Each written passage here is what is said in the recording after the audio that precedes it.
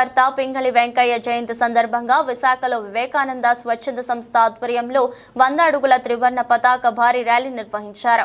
పింగళి వెంకయ్యకు ప్రభుత్వం గుర్తించాలి, వారి కుటుంబాన్ని ఆదుకోవాలని వివేకానంద సంస్థ నిర్వాహకులు వెల్లడించారు. పింగళి వెంకయ్య చరిత్ర భావితరాలకు వారికి తెలియజేయాలన్నారు.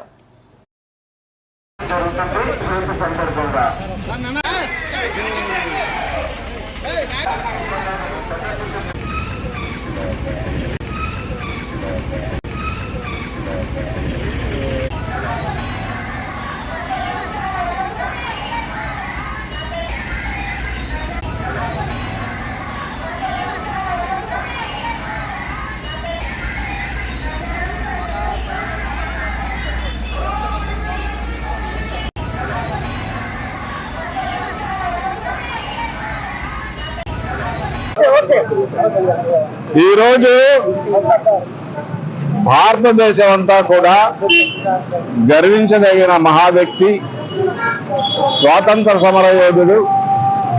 ఏదైతే ఈరోజు మనం ప్రతి వాడల, ప్రతి స్కూళ్ళ మీద కూడా, ప్రభుత్వ కార్యాలయాల మీద, పార్లమెంట్ భవనం మీద, దేశంలోని అన్ని అసెంబ్లీల మీద కూడా ఏదైతే జెండా ఎగురుతుందో ఆ జెండాని రూపకల్పన చేసిన మహానుభావుడి యొక్క 148వ జయంతిని మనమందరం కూడా భారతదేశంలో ఈరోజు చేసుకుంటున్నాము.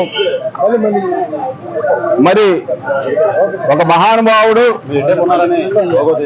1876లో ఒక కుగ్రామంలో జన్మించి మచిలీపట్నంలో, మరి ఆ తర్వాత స్వాతంత్ర సమర యోధంలో మరి గాంధీ గారితో చేరి అనేక పోరాటాలు చేసి, మరి ఆ తర్వాత కూడా విద్యాభ్యాసాన్ని అభ్యసించి ఒక అగ్రికల్చరిస్ట్గా, ఒక జియాలజిస్ట్గా పత్తి వెంకయ్య అని, డైమండ్ వెంకయ్య అని పేరు పొందిన మహానుభావుడు పింగళి వెంకయ్య గారు.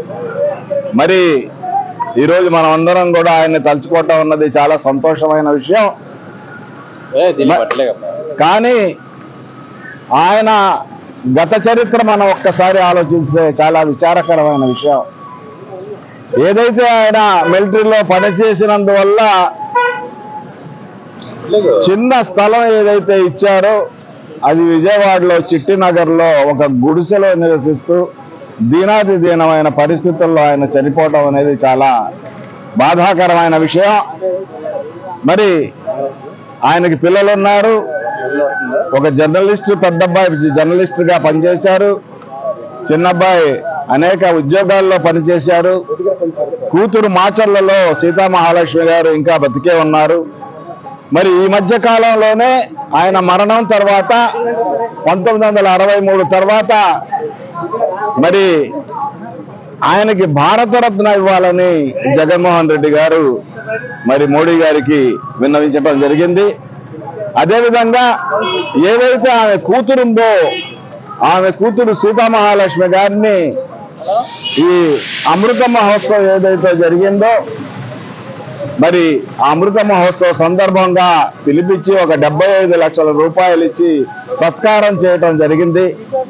కానీ అంత మాత్రం సరిపోదు. ఆయన సంస్మరణ అవసరం ఉంది. ఈ భారతదేశంలో ఆయన తెలుసుకోవాల్సిన అవసరం ఉంది. ఆయన విగ్రహాన్ని అసెంబ్లీ ఆవరణలో పెట్టాల్సిన అవసరం ఉంది.